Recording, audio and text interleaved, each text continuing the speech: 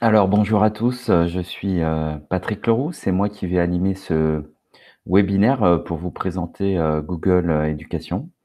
Donc j'espère que tout le monde est bien installé et j'espère également que vous allez passer un bon moment en ma compagnie.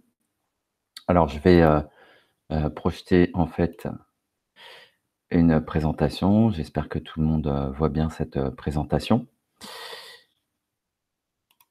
Alors en fait, l'université Paris-Nanterre a mis en place un environnement Google Éducation pour les étudiants, l'administration et les enseignants. Cet environnement, vous le connaissez peut-être déjà pour certains d'entre vous, peut-être d'autres moins. Euh, L'idée en fait des environnements Google pour l'éducation, c'est de proposer des solutions collaboratives, simples, efficaces pour apprendre différemment. Alors, petite introduction sur GoWithYou, la société que je représente ici.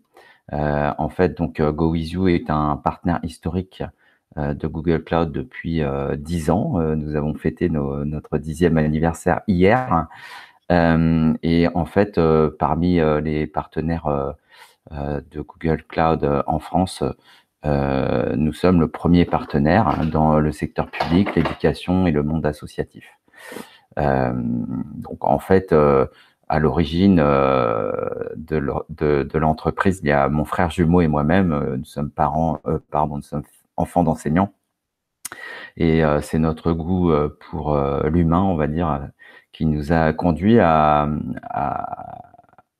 proposer en fait ces services à des personnes qui ne sont pas forcément très à l'aise avec l'informatique, qui n'ont pas forcément 25 ans de moyenne d'âge, mais à qui ces solutions peuvent être très utiles. Euh, donc en fait, euh, on est aussi devenu en 10 ans le premier revendeur de Chromebook en France. Donc le Chromebook, c'est un ordinateur qui aujourd'hui, dans l'éducation, par exemple aux États-Unis, 80% des étudiants, des élèves sont équipés de Chromebook parce que c'est un ordinateur qui est particulièrement intéressant dans le domaine de l'éducation. On en parlera un petit peu après.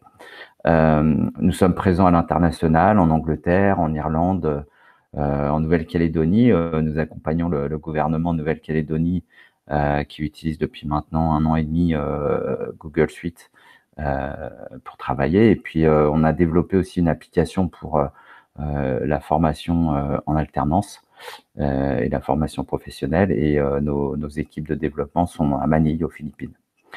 Voilà, enfin, on est un organisme de formation professionnelle certifié Calliope, ce qui assure nos clients d'un niveau et d'une qualité de formation, je vais pas dire excellente, ça serait un peu manquer d'humilité, mais en tout cas la meilleure possible.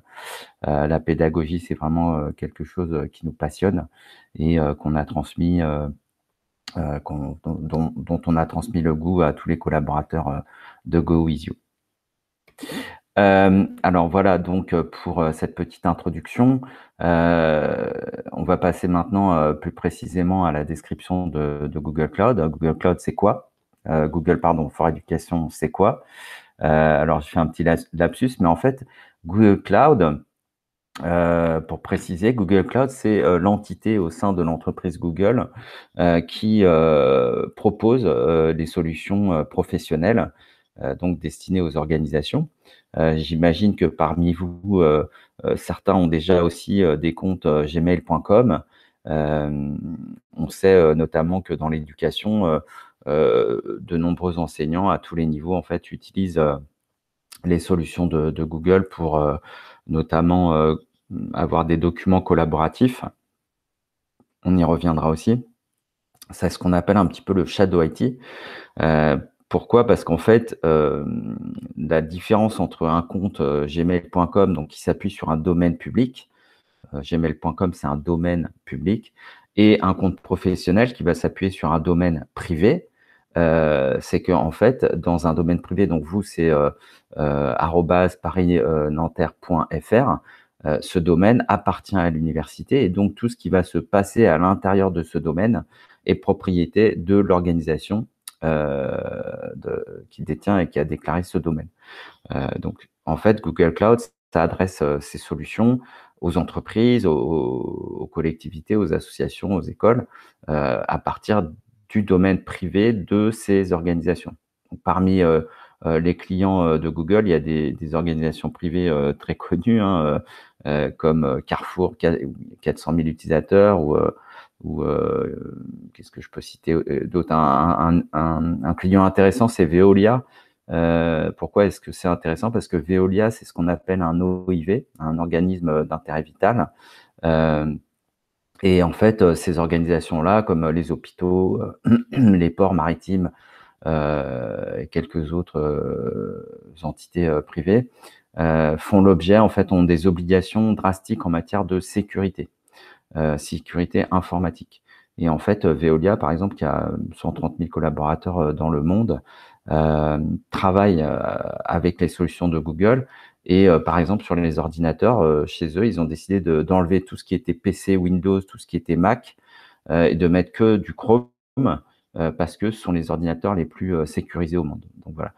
Google Cloud, en fait, est un opérateur de service qui va en fait proposer à ses clients d'utiliser ces infrastructures, les infrastructures de Google, hein, c'est-à-dire les data centers dans lesquels il y a des serveurs, le réseau, c'est-à-dire les câbles qui relient ces data centers et qui aussi vont transporter la data jusqu'au plus près des utilisateurs. Le fait qu'ils soient propriétaires de ces infrastructures leur permet de garantir ce plus haut niveau de sécurité à leurs clients. Voilà, donc ça, je donnais une petite précision. Évidemment, Google n'accède pas aux données de ses clients. Vous imaginez bien que Airbus aussi, qui est par exemple un des gros clients de Google, ne pourrait pas envisager de travailler en imaginant que les données puissent être captées, exploitées, utilisées à d'autres fins que des fins privées. Voilà. Donc ça, c'est important. Cette partie-là, je voulais passer un petit temps là-dessus pour vous expliquer ce qu'est Google Cloud. Alors en fait, au sein de Google Cloud, il y a une autre entité qui est dédiée à l'offre pour l'éducation. Donc l'offre pour l'éducation, c'est ce qu'on va voir ensemble. Aujourd'hui, ça regroupe en fait trois on va dire, solutions. On a G Suite, G Suite pour l'éducation. G Suite, c'est la suite collaborative, on va y revenir.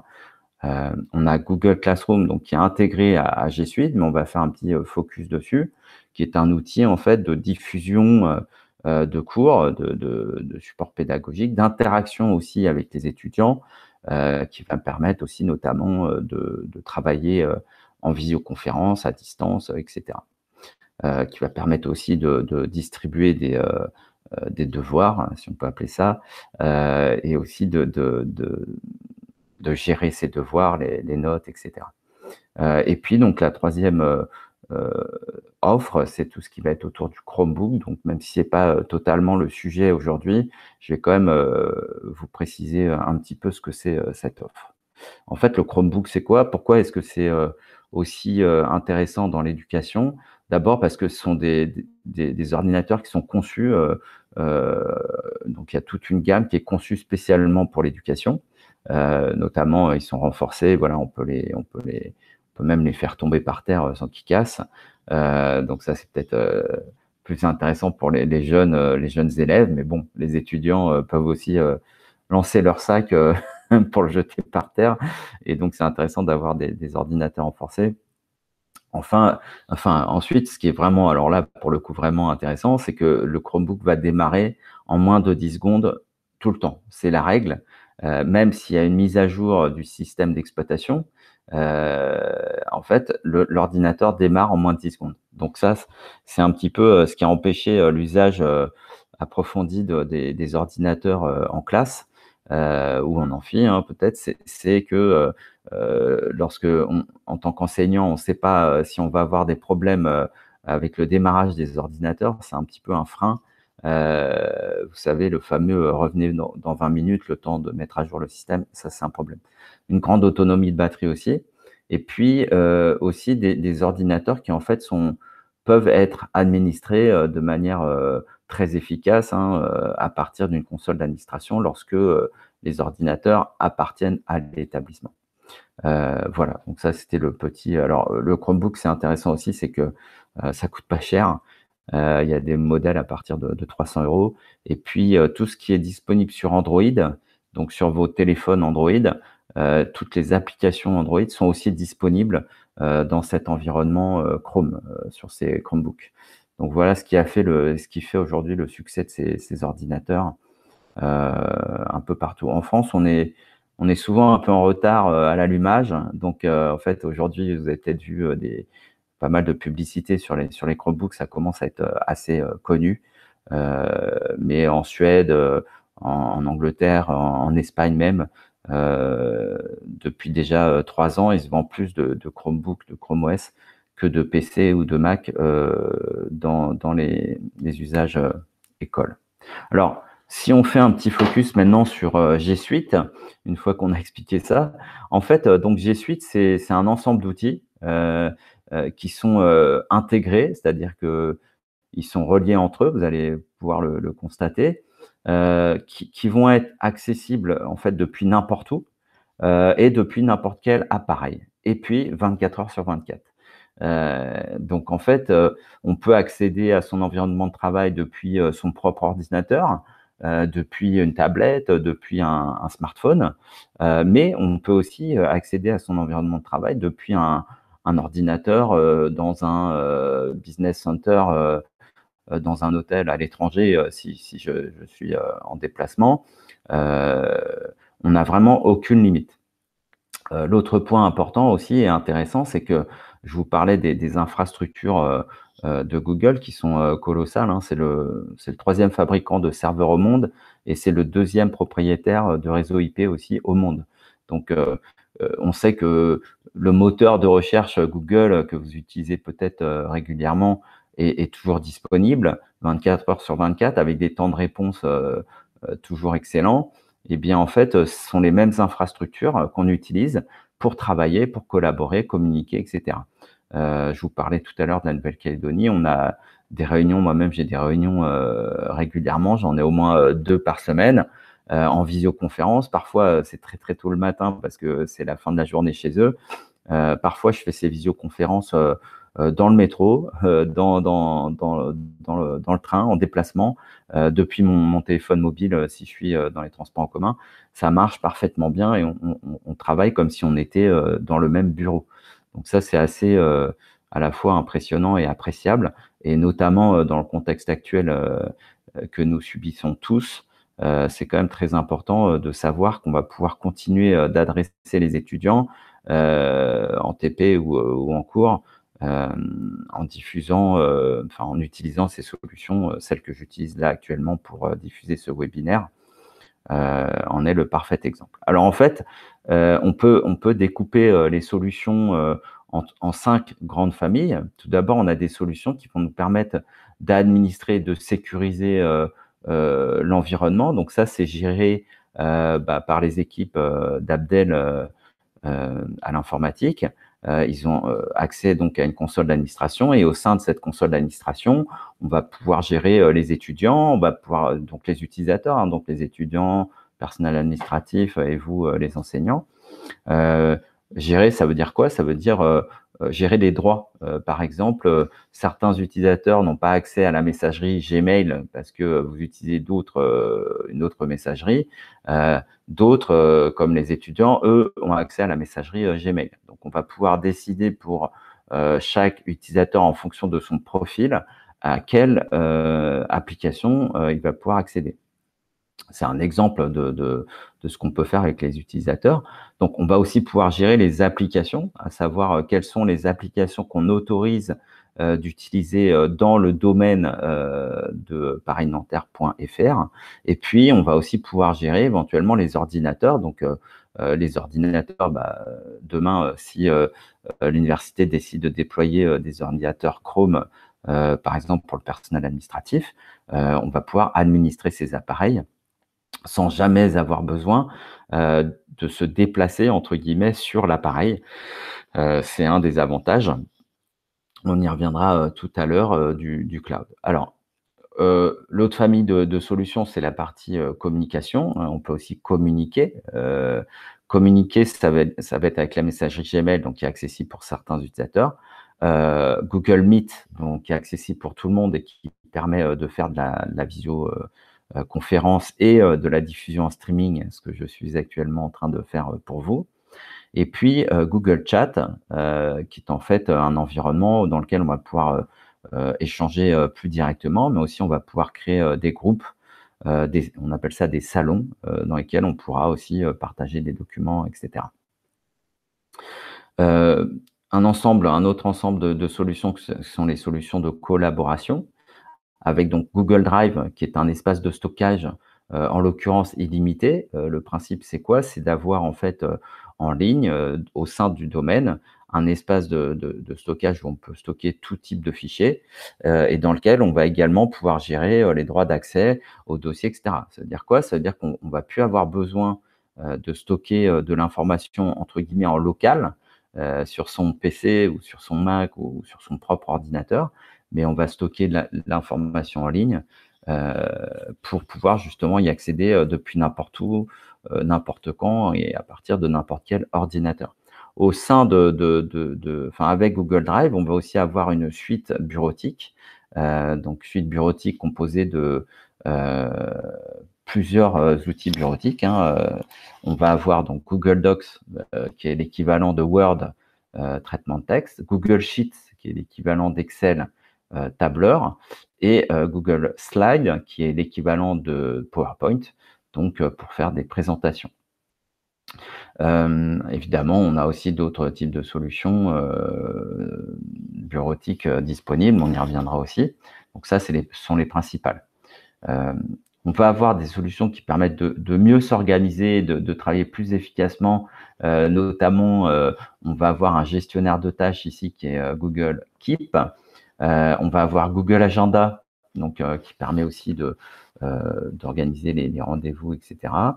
Et puis ici, j'ai mis un outil qui s'appelle Cloud Search, puisqu'en fait, la clé de voûte et ce qui va nous permettre de gagner énormément de temps dans ces environnements, c'est la puissance de recherche que vous connaissez peut-être déjà à titre privé lorsque vous recherchez une information sur Google.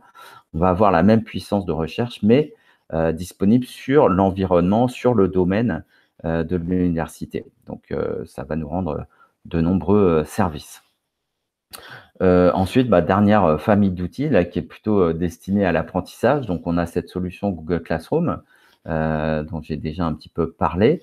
Avec Google Classroom, on pourra utiliser aussi Google Forms, que certains d'entre vous connaissent déjà.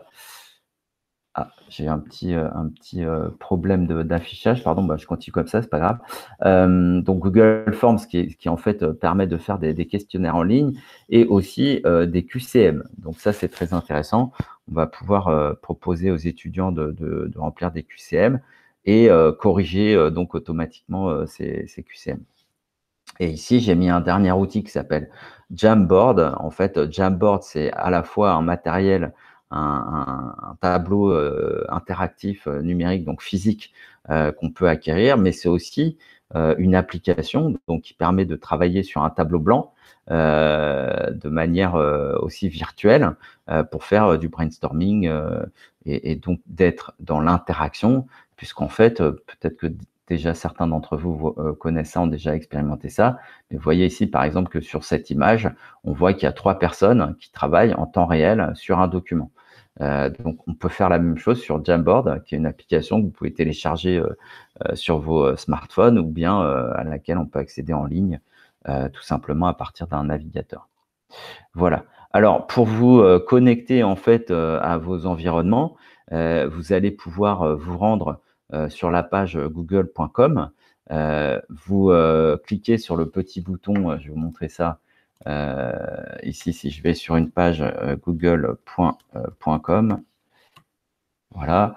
on va avoir un bouton ici connexion. En cliquant sur ce bouton, on va pouvoir accéder donc à la fenêtre de connexion ici, dans lequel vous allez saisir votre identifiant, nom, prénom, @parisnanterre.fr. Je ne sais plus s'il n'y a pas un point entre le nom et le prénom, mais c'est à peu près ça. On fait suivant, et là, on arrive sur une mire de connexion sur laquelle vous allez saisir votre identifiant, donc sans le nom de domaine. Hein. L'identifiant, c'est ce qu'il y a avant le nom de domaine, donc nom, prénom ou nom.prénom, je ne sais plus, ainsi que le mot de passe qui vous a été fourni par l'administration et par la direction informatique. Ensuite, vous faites se connecter et vous devez arriver sur une page. Vous allez sur gsuite.nanterre.fr. Vous arrivez sur cette page où vous voyez les différentes solutions dont je vous ai parlé rapidement juste avant. Voilà. Donc voilà pour cette partie introduction. Alors, ce que je vais faire maintenant, je vais passer sur la partie démonstration. Lorsque je suis connecté ici, je suis connecté moi avec un compte aussi sur Paris Nanterre. Vous voyez qu'on a ce qu'on appelle le carrousel des applications ici, sur lequel je vais pouvoir accéder à l'ensemble de mes informations. D'accord? Donc là, pour la démonstration, donc je peux passer sur Google Drive. Donc là, j'y suis déjà.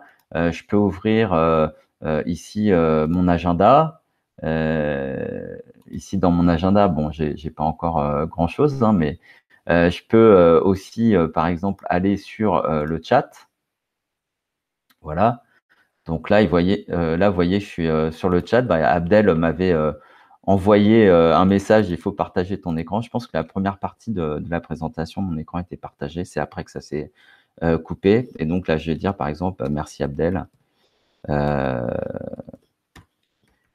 Voilà. Alors là, c'est un peu particulier parce qu'en streaming, on n'a pas d'interaction ensemble. Lorsqu'on fait un cours, lorsque vous allez animer un cours à distance, vous aurez une interaction avec les étudiants qui pourront notamment ici chatter avec vous. Donc là, je peux aussi chatter avec Abdel, par exemple, s'il est connecté, s'il s'était connecté sur la visio autrement que par le lien de streaming que je vous ai transmis. Donc là, je vais passer un petit peu de temps tout d'abord sur Drive. En fait, je vais passer sur mon compte personnel. Donc là, je suis passé, vous voyez, sur mon compte professionnel personnel pour vous montrer avec plus d'informations disponibles ce qu'on peut faire dans Google Drive. Donc voilà, là, je suis sur mon Drive à moi. Donc, vous voyez que j'ai une vue ici, une vue prioritaire qui me permet d'accéder rapidement à des documents en quelques clics. On a dans Drive, on a deux en fait systèmes de Drive. On a ça, c'est mon Drive à moi, donc ça, c'est comme si c'était mon disque dur, d'accord? Et puis ici, j'ai mes drives partagés, et là, c'est l'équivalent des répertoires réseau que vous pouvez avoir dans des environnements Windows, peut-être plus que vous connaissez pour l'instant, peut-être mieux que les environnements Google. Mais on a bien les deux logiques. Donc là, mon Drive, où je peux aussi créer des dossiers, les partager, etc. Et puis ici, mes drives partagés, où là, où j'ai accès à des dossiers auxquels on m'a donné accès. Donc, pour illustrer, par exemple, si je vais sur ce dossier-là, vous voyez que je regarde sur ce dossier, je regarde un petit peu comment ça marche.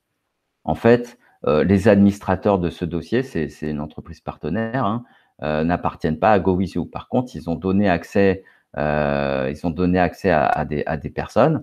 Ils ont rendu aussi ce dossier public, ce qui fait que moi, je peux y accéder. Et on voit qu'il y a différents rôles, lecteur, administrateur, gestionnaire de contenu, etc.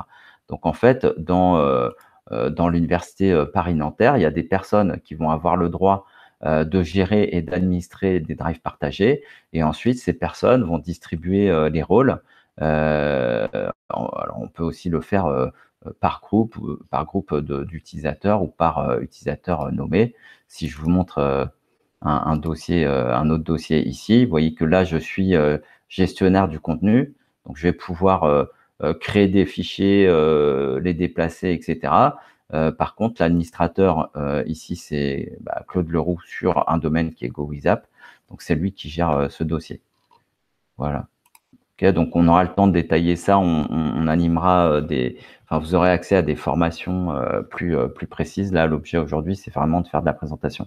Alors, si je regarde ici l'ergonomie, l'interface, on va dire, on a tout le temps une barre de recherche ici en haut qui me permet de rechercher l'information comme lorsque je recherche de l'information sur Internet, sur le site de google.com. On remarque que cette barre de recherche, on va la retrouver aussi, par exemple, sur alors Gmail, si là je suis dans Gmail, sur Google Agenda, si je suis dans Google Agenda. Et puis, on a aussi la possibilité de rechercher l'information, donc avec cet outil qui s'appelle Cloud Search et qui va me permettre de trouver l'information dans tout le domaine de l'université, sur toutes les informations auxquelles moi j'ai accès, soit les miennes, soit celles que l'on m'a partagées. Alors là où ça devient particulièrement riche, et là où aussi on a besoin d'avoir des nouvelles habitudes, j'ai oublié de vous parler de la notion d'innovation, je prends juste 2 minutes, sont vraiment des solutions innovantes donc qui amènent de nouveaux usages. Et l'innovation, c'est quoi? C'est faire mieux, mais différemment. Et donc, j'aime bien prendre l'exemple de la voiture et du permis de conduire. Quand on passe son permis de conduire, on apprend à conduire une voiture avec en général un volant, des pédales, 4 roues, un moteur, un habitacle. Voilà, en gros, c'est ça.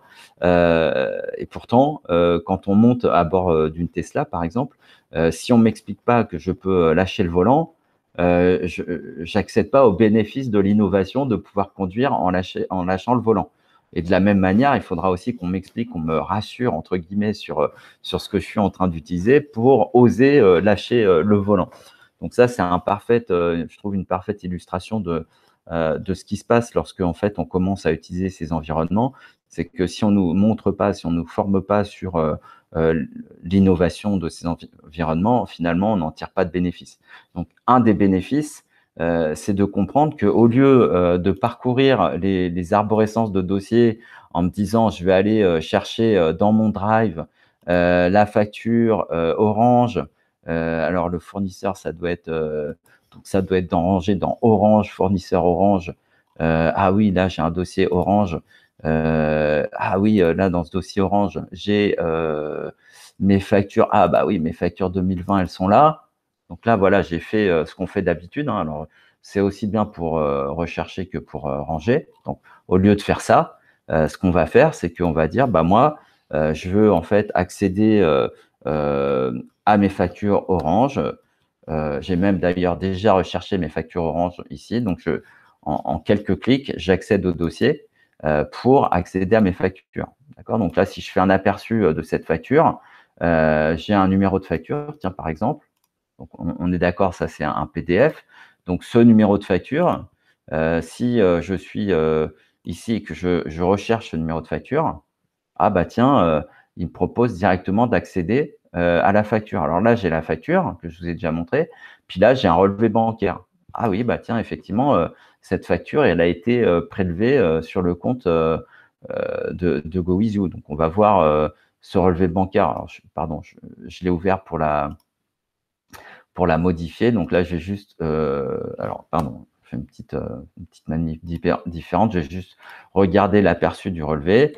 Je vais faire CTRL F pour rechercher la référence de la facture dans le relevé. Et effectivement, on voit que là, c'est un document qui est scanné, hein, sur lequel on retrouve le numéro de la facture. Donc, je vois que la facture a été prélevée le 31 août sur le compte en banque de GoWizYou.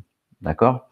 Donc, ça, c'est pour illustrer la rapidité pour retrouver l'information et le fait que l'on va être amené à perdre certaines habitudes chronophages pour travailler plus rapidement. Alors, si je fais la même chose au niveau de mon outil Cloud Search ici, on va changer de recherche.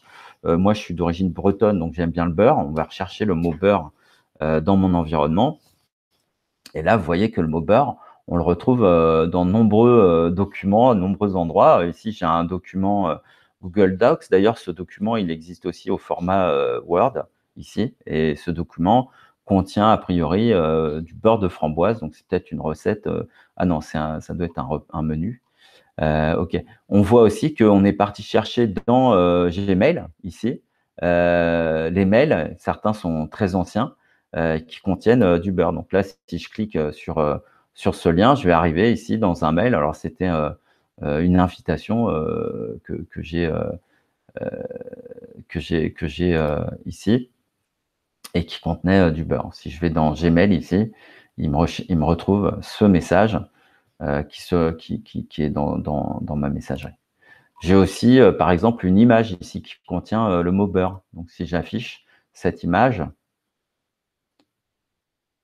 on voit ici que cette image, c'est une recette, une recette qui contient le mot beurre ici.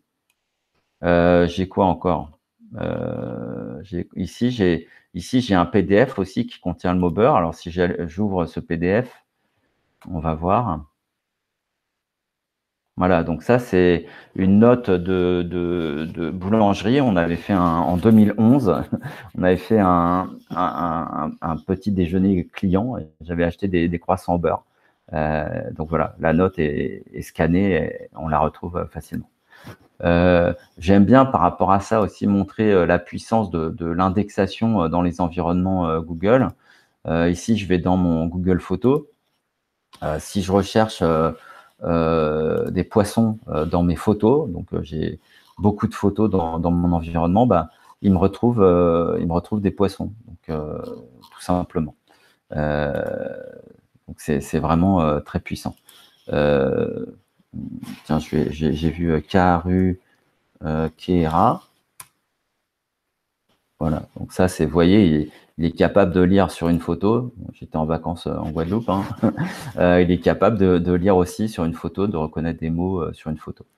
Donc, ça, c'est vraiment quelque chose d'extrêmement puissant qui permet aussi d'imaginer beaucoup de choses, même en termes de pédagogie ou d'expérience utilisateur. La recherche est au cœur de la plateforme. Alors, qu'est-ce qu'on a d'autre d'intéressant dans la plateforme? Vous voyez là, par exemple, j'avais recherché donc tout ce qui concerne UNPA. Et UNPA, en fait, bah, j'ai beaucoup de documents qui contiennent UNPA, donc je peux aussi affiner ma recherche pour dire je vais rechercher uniquement les documents de type présentation qui contiennent. Bon exemple, on va mettre Nanterre, tiens. Oups. Ah, bah alors là, c'est le coup de Jérôme Bonaldi. Vous connaissez peut-être certains d'entre vous Jérôme Bonaldi. Je ne sais pas vous dire pourquoi là. Ah, parce qu'en fait, c'est pas chez moi peut-être. Gagné. Donc là, j'ai pris le parfait contre-exemple. Voilà. Il est ici, le document. Alors, on a aussi des moyens rapides pour retrouver des documents. Par exemple, ici, j'ai accès à tous les derniers documents que j'ai ouverts. Donc là, vous voyez, depuis ce matin, l'ensemble des documents auxquels j'ai accédé.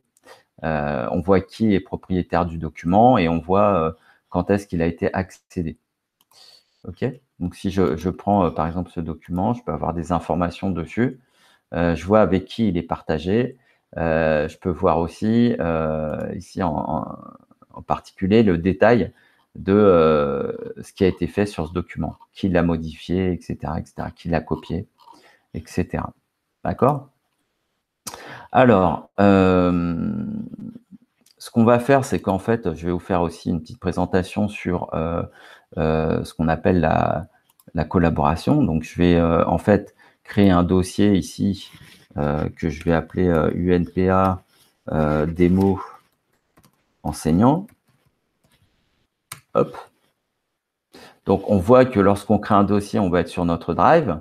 Si je regarde comment ce dossier est partagé, par exemple, on va voir que pour l'instant, ce dossier, j'en suis propriétaire.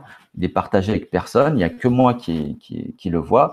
Et donc, je vais pouvoir le partager avec, par exemple, Abdel, qui lui est extérieur à mon organisation GoWithYou.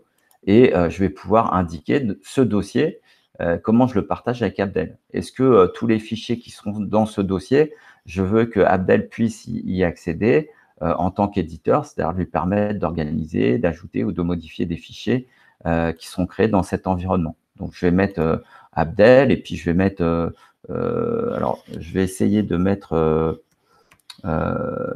une élève, donc Ilona, dans un environnement qu'on essaiera d'utiliser tout à l'heure. Et puis je vais mettre, bon, ça suffira pour faire la démonstration. Donc là, en fait, lorsque j'envoie ce partage, entre guillemets, je partage le document avec des personnes qui sont à l'extérieur de mon domaine. Donc on me précise bien, attention, là, tu es en train de partager un document, un dossier, pardon, partagé avec l'extérieur de ton domaine. Donc on a toujours cette notion de sécurité qui fait que on est prévenu dès qu'on ouvre un petit peu vers l'extérieur. Alors, une fois que j'ai fait ce partage, alors je pourrais aussi le partager encore plus. Ici, si vous voyez, en fait, le domaine, pour l'instant, il est aussi accessible à tous les membres de GoWithYou grâce au lien qu'on a ici. Ce lien, donc, c'est un lien unique qui me permet d'accéder à ce dossier. On va voir que je peux ouvrir ce lien pour dire, bah, tiens, je le rends accessible à tous les utilisateurs qui ont eu ce lien, et je dis, par exemple, tous les utilisateurs qui disposent de ce lien vont pouvoir accéder aux documents de ce dossier en lecture ou en éditeur. Bon, je vais mettre en lecture, ça sera déjà pas mal.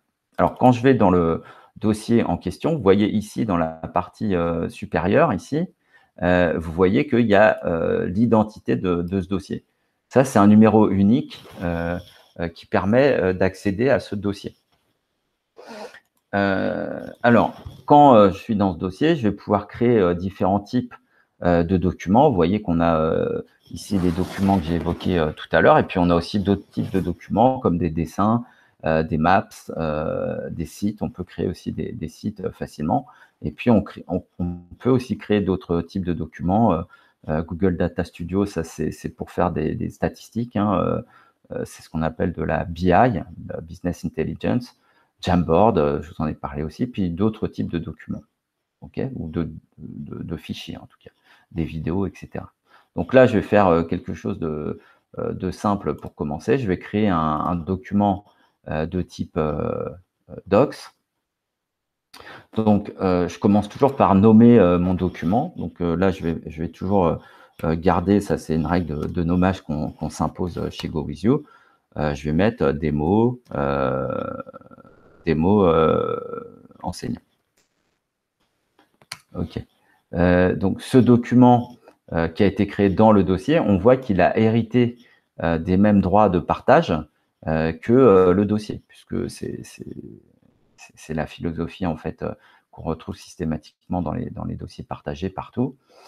Et donc, sur ce document, je vais pouvoir travailler simplement. Hein. Alors, comme je suis un peu feignant, je peux tout à fait faire de la saisie vocale, par exemple. Je suis en train de faire une présentation des outils de Google for Education. Ces outils sont des outils collaboratifs très puissants. Donc, vous voyez que, alors je peux avoir des petites fautes. On va corriger les fautes simplement. Et puis, je vais comme ça gagner du temps. Donc ça, c'est la saisie vocale. Ce que je vais faire, c'est que je vais me connecter en fait maintenant avec mon téléphone. Faire une petite manipulation qui va vous permettre de voir que avec mon téléphone, je peux aussi travailler. Donc, ce que je fais, c'est que je vais me connecter au document sur mon téléphone. J'ai mon téléphone en main. Hop. Donc le document est visible. Je ne sais pas si vous voyez mon téléphone ici. Je vais faire une petite manipulation pour que vous me voyez. Donc là, en fait, sur mon téléphone, voilà, je vais accéder au document. Donc on voit que le document est visible. Je vais aller sur le document pour le modifier. Et je vais écrire, voilà, je suis sur mon téléphone. Voilà. Donc, si on retourne, je vais repartager mon écran. Voilà, on voit effectivement que ce que j'ai pu saisir sur mon téléphone est bien présenté ici. J'ai d'autres outils intéressants. Par exemple, je vais marquer Université Paris-Nanterre. Voilà. Université Paris-Nanterre. Je vais faire une recherche, je vais explorer le mot Université Paris-Nanterre sur le web. Donc, on voit ici qu'on accède au site web de l'Université Paris-Nanterre en un clic. Et puis ici, je vais regarder s'il y a des images. Et oui, effectivement, il y a des images. J'ai le logo. Donc, en fait, je peux simplement ici ramener l'image Université Paris-Nanterre dans mon document. Donc, hop, j'ai une petite mise en forme pour ce document. Donc ça, c'est aussi très simple. Donc si on regarde, évidemment, sur le document sur mon téléphone, il présente aussi l'image qui vient d'arriver sur le document. Alors, ce qu'on peut faire aussi d'intéressant, c'est qu'on va pouvoir collaborer en fait au sein d'un document. Par exemple, ici, je peux dire, tiens, je vais faire un commentaire, et puis je vais dire à Ilona, qui est donc une étudiante avec qui j'ai partagé ce document, merci de relire ce passage qui mérite d'être précisé. Et là, ce que je peux faire, c'est que je vais attribuer une tâche à Ilona qui va être donc notifiée de mon commentaire dans son document, dans ce document, et qui va pouvoir donc le prendre en compte, le traiter, et puis ensuite dire j'ai fait le nécessaire. Donc, comment ça marche? En fait, elle va être notifiée, mais on peut aussi retrouver ici dans Drive tous les documents sur lesquels on m'a attribué une tâche. Voilà. Donc là, il y en a un certain nombre sur lesquels je peux aller dire, tiens, j'ai traité cette tâche. Je vous montre par exemple sur une feuille de calcul, on a le même principe.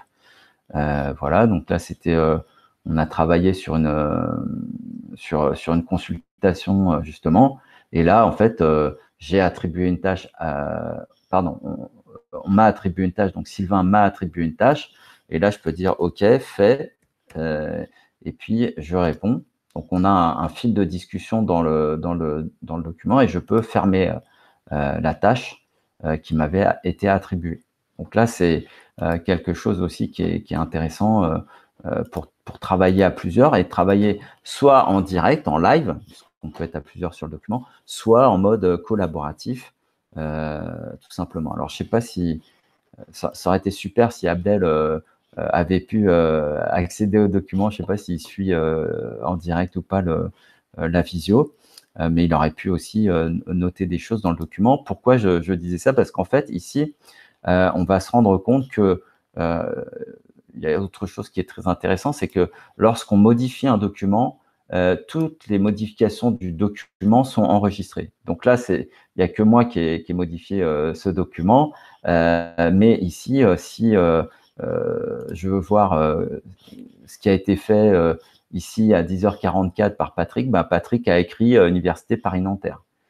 Et donc, je peux suivre comme ça toutes les modifications qui ont été faites. Donc, si on est plusieurs à modifier ce document, je vois qui a fait quoi, quand, etc. Donc, ça, c'est intéressant dans le cadre de l'enseignement, parce que sur un travail de groupe, on peut aussi tout à fait voir quelles sont les contributions des uns et des autres dans le document. Et puis, évidemment, on peut, en cas de nécessité, revenir à une version antérieure du document. Je prends 2 minutes pour expliquer justement voilà. Merci Abdel de ta contribution. Super, donc Abdel est en train de suivre la visio, et vous voyez que justement, si je vais sur l'historique des versions, je vais afficher, on voit que Abdel a modifié le document, et on voit ce qu'il a modifié dans le document. Vous voyez? Donc, merci beaucoup Abdel. Donc ça, c'est vraiment extrêmement intéressant je pense, hein, c'est un avis partagé par nombreuses personnes. Alors, on a aussi beaucoup de possibilités. J'aime bien montrer, parce que quand on parle d'innovation, parfois, vous savez, sur un clavier, on cherche des caractères. Moi, sur mon clavier, je ne sais pas faire le caractère oméga. Bah, voilà comment on introduit le caractère oméga sur un document. Voilà, donc ça, c'est des petites choses qui sont intéressantes. On a aussi un outil, alors je ne sais pas s'il y a des mathématiciens parmi vous, mais on a aussi un outil pour saisir des équations. Alors, je maîtrise pas forcément cet outil, mais il existe. Et puis ensuite, on a aussi la possibilité donc d'ajouter des outils dans ces documents en allant simplement voir sur la marketplace, hein, les outils possibles. Donc, vous voyez qu'il y a des outils pour faire des schémas, Lucidchart. Il y a des outils pour faire tout un tas de choses. Donc après, quand on a la connaissance de ces outils, on a vraiment un environnement qui devient extrêmement riche aussi dans Google Docs. Voilà, donc je voulais passer un tout petit peu de temps là-dessus. C'était aussi pour vous faire comprendre la philosophie. Alors, il y a un outil en particulier que je vais vous présenter qui est, alors, où est mon dossier? Je crois que je l'ai appelé, voilà, il est là, hop. Donc, il y a un outil particulièrement intéressant que je vais vous présenter qui est Google Forms. Google Forms, en fait, c'est donc, je pense que beaucoup d'entre vous le connaissent déjà, mais c'est un outil qui va me permettre de créer des questionnaires. Donc là, par exemple, je vais faire questionnaire enseignant. OK. Et donc, en fait, on peut créer des questionnaires avec différents types de questions. On peut même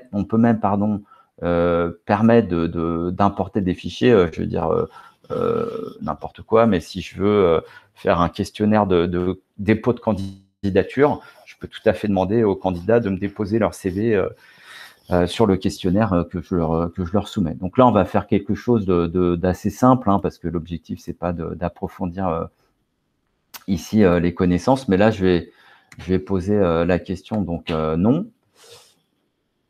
Je vais rendre la question obligatoire. Je vais dupliquer cette question pour poser la question âge. Voilà, donc là, âge, il détecte, vous voyez, automatiquement qu'il s'agit, il me propose le format en fait de la question. Ça, c'est l'intelligence artificielle. Je ne vous ai pas encore dit ça, mais on a une utilisation de l'intelligence artificielle à tous les étages. Et puis ici, je vais mettre couleur préférée, par exemple. Couleur préférée. Voilà, donc là, ça va plus être un nombre, ça va être du texte. Et puis dernière question, pour changer, je vais faire une question ici, c'est que pensez-vous, que pensez-vous, je vais dire de G Suite. Voilà. Puis là, je vais faire une échelle de 1 à 5 avec bof, ça c'est 1, et 5, ça c'est waouh. Voilà. Ce sont des questions obligatoires. Je peux, par exemple, ici, améliorer un petit peu la forme de mon document. Je vais choisir une image. Tiens, je peux importer, je vais importer un fichier. Je vais voir si je trouve le logo. Logo Paris. Non, alors UNPA, je vais mettre UNPA. Enlève tes moufles. Est-ce que je l'ai? Oui, je l'ai. Hop, donc là, je vais intégrer le logo. Alors, vite fait, hop, je vais charger. Voilà, donc là, vous voyez qu'il me propose des couleurs qui sont adaptées aux couleurs du logo. Ensuite, ce que je vais faire, c'est que je vais dire oui, ça m'intéresse de collecter l'adresse mail des personnes qui vont répondre. Et puis là, ce que je vais dire, c'est le formulaire. Soit je le laisse accessible uniquement quand c'est en interne, donc sur le domaine GoWizu, donc à l'intérieur de l'université. Soit, par exemple, si je veux faire une enquête publique, je vais ouvrir le formulaire, la possibilité d'y répondre en dehors de l'université. Ici, je peux afficher une barre de progression, afficher un lien pour envoyer une autre réponse. Ici, je vais dire merci de votre contribution. Hop. Et puis ici, on voit qu'on peut aussi convertir le formulaire en QCM. Donc, si je convertis le formulaire en QCM, on aura d'autres options. Ça, vous les verrez quand on fera des formations. Alors ici, ce que je vais faire, c'est que les réponses, je vais aller les collecter dans une feuille de calcul, simplement, donc qui va porter le même nom que le formulaire. Voilà, donc là, on est en train de créer la feuille de calcul qui se crée automatiquement. Et vous voyez que dans la feuille de calcul, on va avoir un eurodateur, on va avoir une adresse mail, celle de la personne qui répond, son nom, et ensuite ses réponses, tout simplement. Je peux regarder ici à quoi va ressembler mon formulaire, vous voyez. Et donc, je peux même compléter le formulaire ici, par exemple, pour tester. Je vais mettre bleu, ok. Et puis, moi, je trouve que c'est plutôt waouh. J'y suis. Donc, j'envoie la réponse et on va constater ici qu'on a reçu un premier élément de réponse sur le formulaire. Alors, ce que je vais faire, en fait, c'est que ce formulaire, je vais pouvoir l'envoyer. J'ai plusieurs manières d'envoyer le formulaire. Soit je le transmets par mail, je vais l'envoyer par exemple à mon compte perso. Hop, je vais l'envoyer, tiens, pourquoi pas à mon épouse. Je vais l'envoyer à Abdel ici. Oups, pardon, je crois que j'ai pas choisi l'adresse d'Abdel. Voilà. Je peux mettre l'objet, je peux mettre un message associé, je peux même inclure le formulaire dans l'email. Et donc, je vais pouvoir envoyer le formulaire. Vous voulez vraiment inviter les utilisateurs n'appartenant pas au domaine. Donc là, vous voyez, dès qu'on sort du domaine, on me dit vraiment, est-ce que tu es sûr de vouloir sortir de ton domaine? Donc, je confirme. Et donc là, un formulaire va être envoyé aux différents destinataires. Une autre façon de transmettre un formulaire, ça va être simplement récupérant une URL. Donc là, si je copie cette URL, je vais pouvoir transmettre le formulaire, pourquoi pas d'ailleurs ici dans le chat, à toutes les personnes qui participent avec moi à la visioconférence. Voilà, donc là, j'envoie le formulaire. Si les gens qui sont avec moi cliquent sur ce chat, ils vont pouvoir aussi accéder au formulaire simplement. D'accord? Donc là, je vais dire, tiens, une autre personne.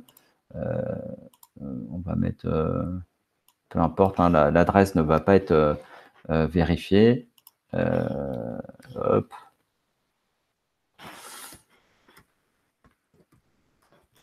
Je prends l'identité de mon frère, mais comme on est jumeaux, c'est plus simple. Je connais même son âge par cœur. Et sa couleur préférée, je sais pas. Je vais dire vert. Bon, je sais qu'il est aussi fan de G Suite, mais je vais mettre 4 juste pour le fun. Donc là, en fait, on voit que on a normalement une deuxième ligne dans notre feuille de réception. Voilà, effectivement, on a une deuxième ligne. Le formulaire a été complété à 10h57 ici.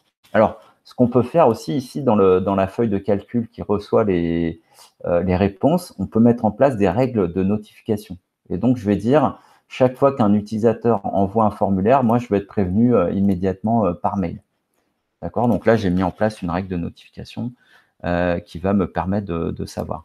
Ça serait super si Abdel pouvait aussi compléter le formulaire qu'il a dû recevoir. Moi, je vais compléter... alors, je vous fais toute la famille Leroux, là. Hop. Voilà. Je vais mettre Sandra. Je suis carrément très précis. Et puis, je vais mettre... tiens, allez. On va rester dans le classique. Voilà. Hop, j'ai une autre réponse qui m'a été transmise. Alors, ce qui est intéressant, c'est que les réponses, en fait, sont aussi accessibles depuis le formulaire ici. Donc, ici, on voit que les réponses sont reçues. Et on voit aussi qu'on reçoit on a des graphiques pour chaque question. Donc, je vais pouvoir copier le graphique. Et ce que je vais faire, c'est que je vais créer une présentation slide ici pour présenter les résultats. Alors, je vais choisir un thème. On va prendre... moi, j'aime bien ce thème-là. Okay, donc là, je choisis un thème. Je mets résultat de l'enquête. Résultat de l'enquête. Couleur, âge et couleur. Voilà, donc là, on va pouvoir commencer à afficher les résultats. Ce que je vais faire, c'est que je vais, par exemple, donc reprendre ce graphique. Ok, je l'ai copié et donc je peux le coller ici. Je fais un copier-coller. Là, on me crée une image. Donc, c'est sympa une image, mais l'inconvénient, c'est que l'image est figée. C'est-à-dire qu'elle ne va pas ici se mettre à jour en fonction de l'évolution de mon questionnaire. Donc là, c'est note d'appréciation. Okay. Donc, par contre, ce que je pourrais faire aussi, c'est à Abdel... on a les mêmes goûts, Abdel. Hein, toi aussi, c'est le bleu, alors. Tiens, ce qu'on va faire, c'est que en fait, cette information-là, on va voir ce que l'intelligence artificielle peut me permettre de faire en un clic. Simplement, ça peut me permettre en un clic d'obtenir un schéma, donc un graphique. Donc là, vous voyez, je vais prendre ce graphique. Bon, après, je peux aussi modifier le graphique. Hein, c'est très, très riche. Là, c'est pas le but de changer les couleurs, etc. Mais je peux aussi tout à fait faire ça ou prendre un graphique. Bah tiens, est-ce que je vais vite... tiens, on va quand même le faire vite fait. Hop, on va fermer ça. On va dire modifier le graphique. Et puis, vous voyez, on peut encore davantage modifier. Personnaliser. Ah oui, voilà. Non, ce que je voulais, c'était prendre un graphique plutôt en secteur. Ah, ça, c'est pas mal comme... et puis on va mettre répartition plutôt que nombre. Répartition de couleur préférée. Voilà. Donc là, j'ai un schéma. Et en fait, ce que je vais faire, c'est que dans ma présentation, je vais aller présenter ce résultat aussi. On va le faire ici, tiens, par exemple. Et là, je vais faire insérer un graphique que je vais retrouver depuis mes feuilles de calcul. Donc là, il va me mettre naturellement, enfin j'espère naturellement, ici, vous voyez qu'il y a d'autres personnes que moi qui travaillent en même temps. Hein. Il y a quelqu'un qui a modifié ce fichier-là à 11h01. Moi, j'ai modifié ce fichier-là. Donc, il me propose toujours les derniers fichiers modifiés en premier, toujours dans l'idée de gagner du temps. Et là, effectivement, je retrouve mon graphique qui est là, super. Donc, la différence entre ce graphique-là qui est une image et ce graphique-là qui est en fait un graphique importé, c'est que évidemment, lorsque je vais compléter, ce qu'on va faire, c'est que je vais compléter, pardon, c'est ici. Je vais recompléter, on va y arriver. Ici, je vais mettre nubia.le.roux@gmail. Ça, c'est une adresse fictive. Gmail.com. Je complète juste Nubia. Hop. Et là, je vais mettre qu'est-ce qui me manque comme couleur rouge. Voilà. OK. Donc là, j'envoie une nouvelle réponse. Donc là, effectivement, on voit que mon graphique a évolué. Et ce qui est assez sympathique, c'est qu'on voit ici que dans mon Google Slide, mon équivalent PowerPoint, je peux aussi mettre à jour le graphique naturellement. Donc, ce qui est assez sympa, c'est qu'effectivement, on prend conscience que tout se passe donc dans mon environnement sécurisé, cloud, rien ne se passe sur mon poste de travail et on a une interaction, une mise à jour immédiate de toutes les informations avec une richesse d'interaction, de collaboration importante. Donc, vous voyez qu'ici aussi, on a toujours l'historique des versions de la même manière que dans notre document dans notre document tout à l'heure. De la même manière, ici, on va avoir aussi l'historique des versions.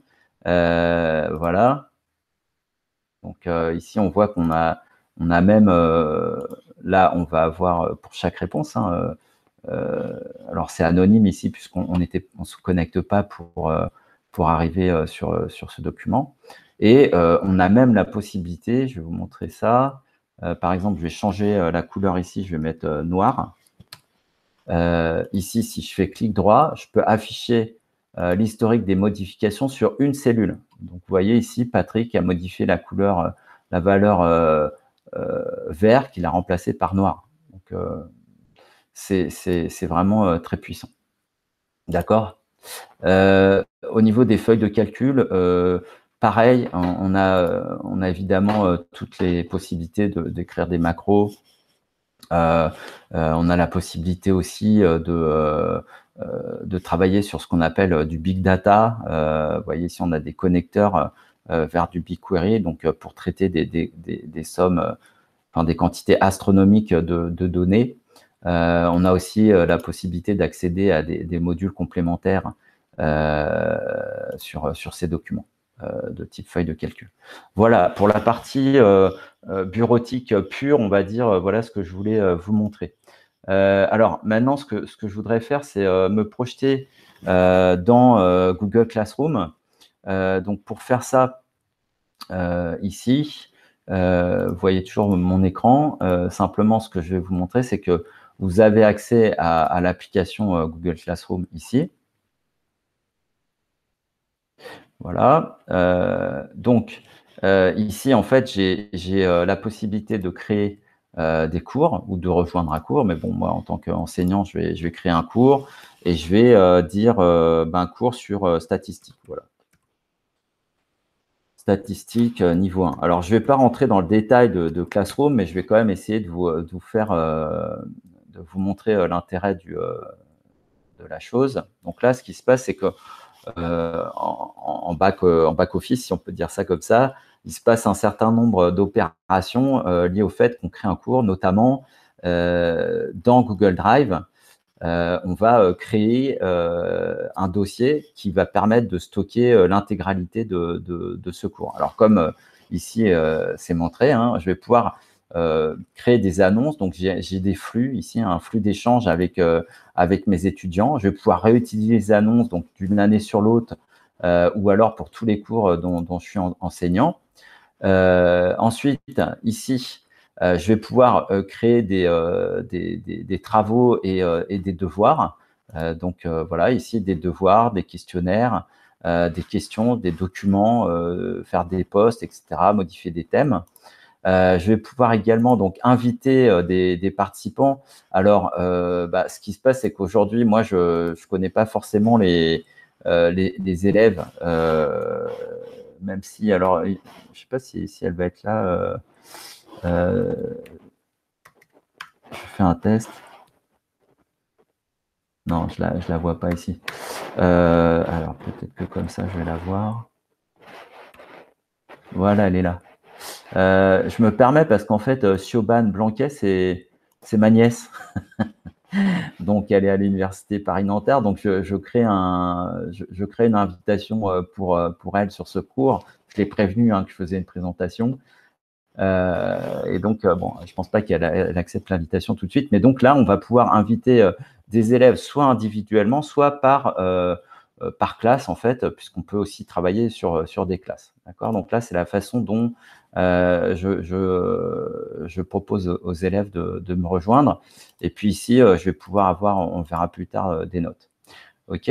Alors, ce que je peux faire aussi d'intéressant, c'est que je peux déclencher, en fait, créer des liens pour ici convier les élèves au cours. Donc, pour l'enseignement à distance, on va pouvoir, en fait, utiliser ce lien lorsque les élèves voudront rejoindre ce cours. Donc, vous voyez ici, je clique et là, j'ai un cours, enfin, j'ai une salle quelque part qui a été créée et qui me permet ici d'animer mon cours. Et je peux ici inviter pardon, des personnes à me rejoindre sur ce cours. Alors, je ne sais pas si Abdel va recevoir l'invitation, mais pourquoi pas? On va voir, on va patienter un petit peu.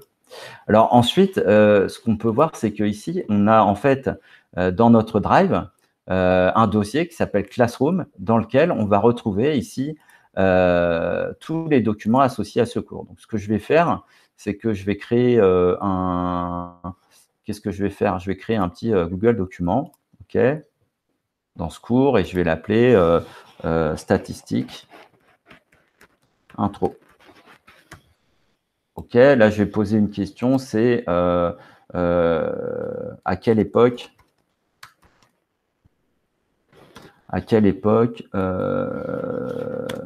la notion de statistique est née? Waouh, je suis en forme ce matin pour poser une question comme ça. C'est pas mal. Et donc ici, ce que je vais faire, je vais faire une petite insertion, par exemple, de tableau, ok, pour obtenir les réponses. Voilà. Et puis là, je vais mettre un petit répondre ici. Alors, j'aurais pu, pardon, hop, voilà.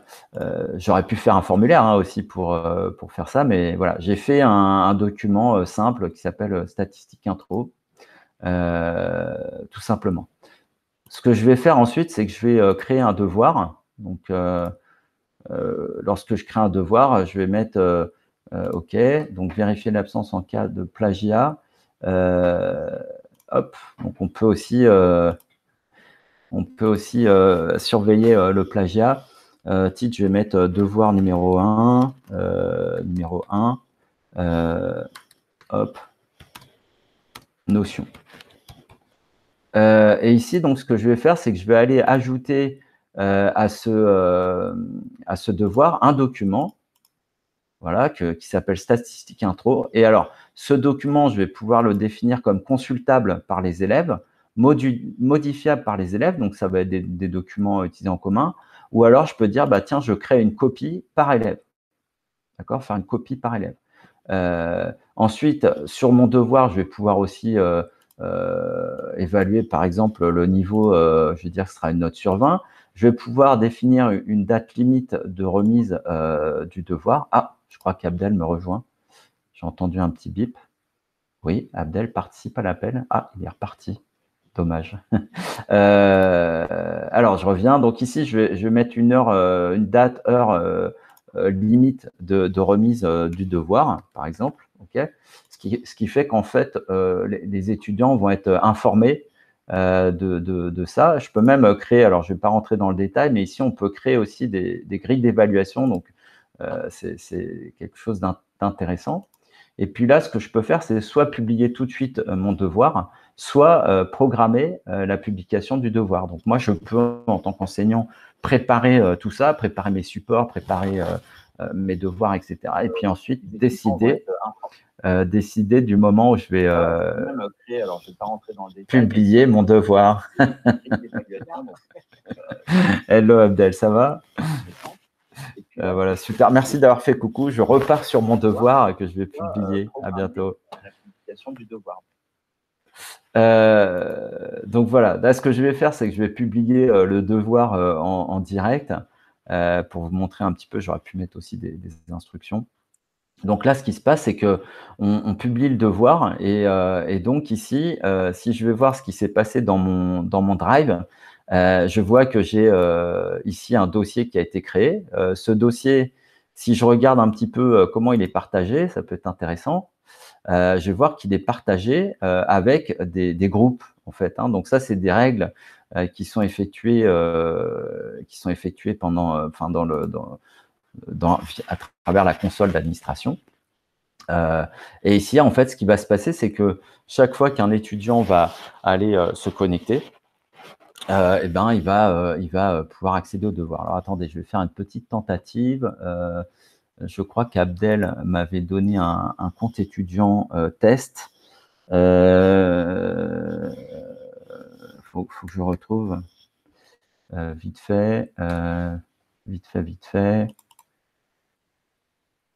que ça va être plus sympa de faire le test avec un vrai compte étudiant. Celui-ci, voilà.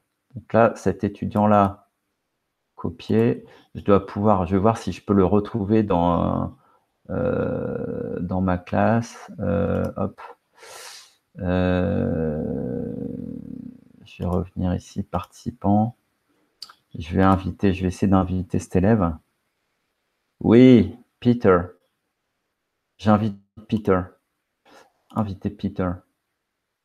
Donc, ce que je vais faire, c'est que j'ai invité Peter et du coup, on va voir tout à l'heure ce que Peter voit, lui, de son côté. Ok, donc là, en fait, sur ce cours, on voit que j'ai un lien Meet, j'ai un code aussi qui permet de partager le cours.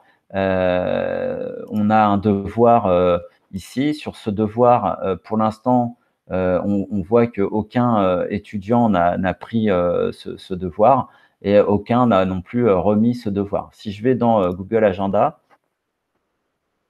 voilà. On voit en fait qu'on a un agenda qui a été créé pour ce devoir. Et je crois que j'ai mis 30, il me semble que c'était le 30. Voilà.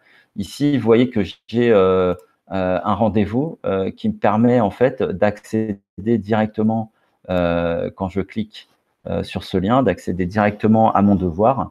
Donc, quand je vais être étudiant, ça va être pareil. Alors, le problème que j'ai, c'est que je ne suis pas sûr de pouvoir me connecter en même temps en tant qu'étudiant. Et si je referme, j'ai peur en fait j'ai peur que le streaming s'arrête si je passe sur le compte de l'élève en question. Et là, je ne crois pas que je vais pouvoir me connecter. Alors, est-ce que on va utiliser le chat? Ce que je vais faire, c'est que je vais utiliser le chat pour voir avec Abdel. Abdel, peux-tu te connecter avec le compte test? Donc là, c'est ce compte. Et venir. Alors, je vais faire une visio avec Abdel. Ça va être intéressant. Abdel, est-ce que tu peux revenir sur la visio si tu m'entends? Ça va être super. En fait, ce que je vais faire, c'est que je vais faire une simulation de cours avec Abdel. Il nous reste 14 minutes, donc on va avoir le temps de faire ça. J'espère qu'il est derrière son ordinateur. Je vais l'appeler pour voir. On va essayer de gagner du temps. Alors, ce que j'ai oublié de vous dire aussi, en attendant que ça se fasse, c'est que vous allez recevoir en fait un questionnaire pour poser des questions et pour aussi évaluer cette première présentation. Abdel? Ouais, tu peux te mettre sur la visio? Merci. Ouais. Voilà, donc Abdel va se connecter.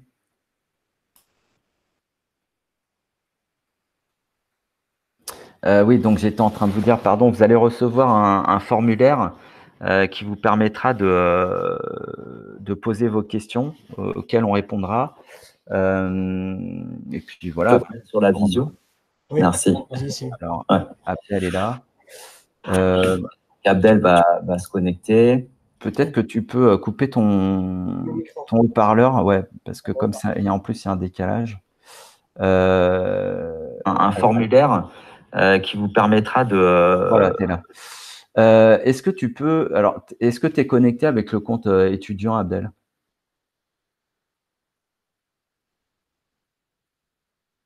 Abdel va se connecter. Peut-être que tu peux couper ton haut-parleur. Ouais. Oh, ouais, c'est le haut-parleur qu'il faut que tu coupes, mais pas le micro. Tu peux allumer ton micro, Abdel. Voilà. Je vais essayer de me connecter. Ouais. Et du coup, après, il faudra que tu partages ton écran une fois que tu seras connecté. Alors, en fait, pour te connecter, tu peux utiliser Abdel une fenêtre de navigation privée. que tu peux couper ton haut-parleur, ouais. Oui, mais si je coupe Ouais, le haut-parleur, c'est le j'entends plus haut-parleur rien. qu'il faut que tu coupes, mais pas le micro. Tu peux Ah oui, bon, bah alors c'est pas grave, continue comme ça.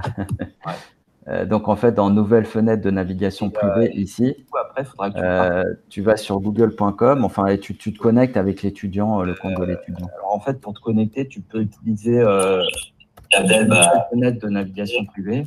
Tu peux couper ton haut-parleur, ouais. Oui, mais si je coupe Ouais, le haut-parleur, c'est le j'entends plus haut-parleur rien. qu'il faut que tu coupes, mais pas le micro. Tu peux Ah oui, bon, bah alors c'est pas grave, continue comme ça.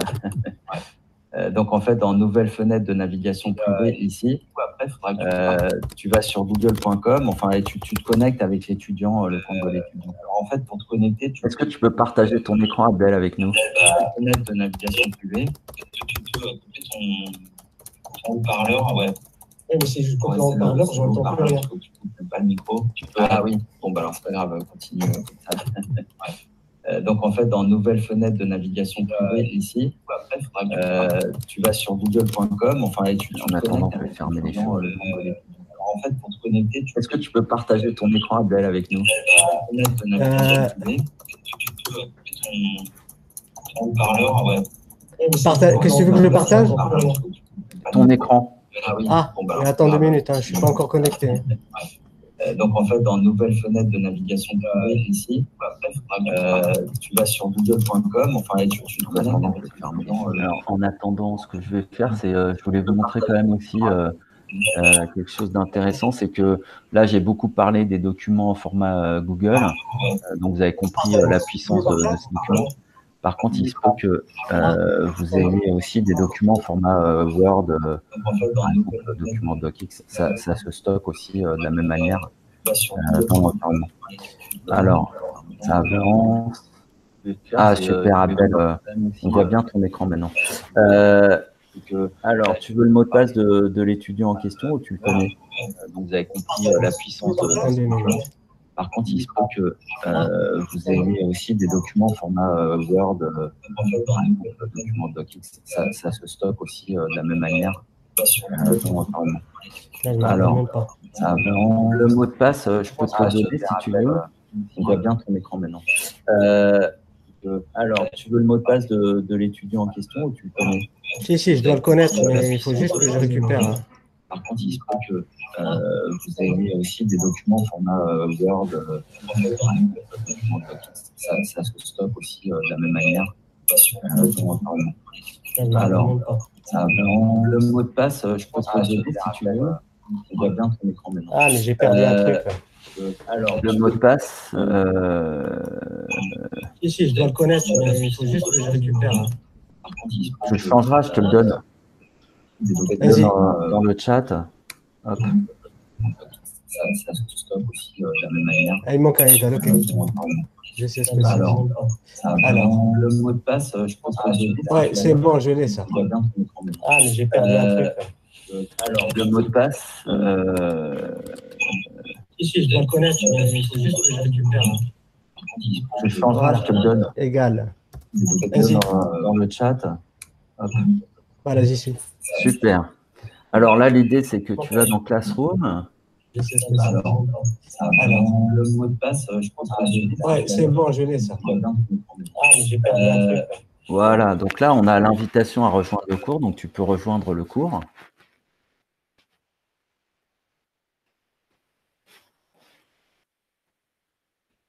Tu rejoins le cours. Je t'entends plus là, moi, mais voilà, rejoindre le cours, parfait. OK. Tu fais OK, OK, OK. Et donc là, en fait, tu vas aller dans Travaux et devoirs, au-dessus, à côté de Flux. Travaux et devoirs tout en haut, à côté de Flux, au-dessus du grand bandeau bleu, voilà. Et là, voilà, tu as ton devoir numéro 1. Donc, tu peux cliquer sur le devoir numéro 1, là. Voilà, très bien. Et donc, tu peux ouvrir le document. Voilà. Donc là, ce qu'on voit, c'est que effectivement, le document ici est bien au nom de Peter Parker. Donc, on a bien un document par étudiant qui va être créé. Donc, tu peux mettre une réponse. Est-ce que tu as une idée de l'époque à laquelle la notion de statistique est née? Peut-être tu peux mettre j'en ai aucune idée, voilà, et tu remets tu remets tu complètes dans la case en dessous la réponse. Répondre ici, tu complètes. Vas-y. Quelle est ta réponse?